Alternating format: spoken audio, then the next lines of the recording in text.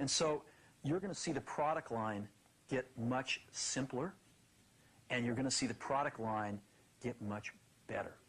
And there's some new stuff coming out that's incredibly nice.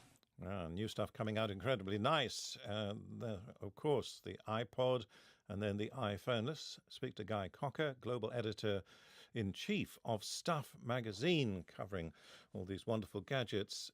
Steve Jobs, of course, passed away. Would he have foreseen this future for Apple when the company was launched, 1976?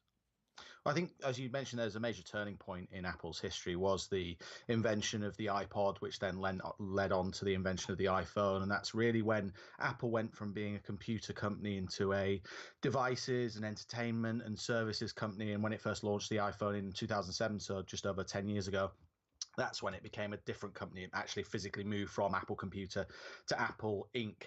And I think, one of the things that analysts would be surprised at, I think, is the fact that the company has thrived even more since Jobs left and unfortunately died. He under Steve Cook has done incredibly well.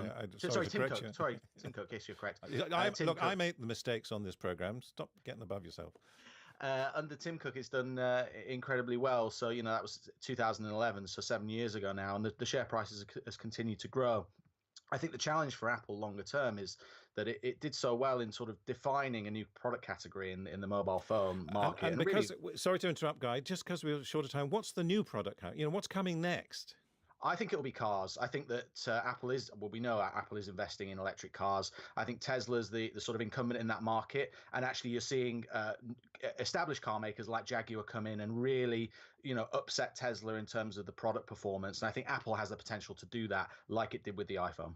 Brilliant. Guy Cocker, thank you so much from Stuff magazine. Very much like to hear from you. We talked about the number of times that we check our smartphones. What do you think's coming next in that category? Voice activation, we talked about that a bit yesterday. But what's coming next in the tech breakthrough? And indeed, the one that Apple might be ahead of. At BBC Dan Damon on Twitter. Do join us for more World Update on Monday.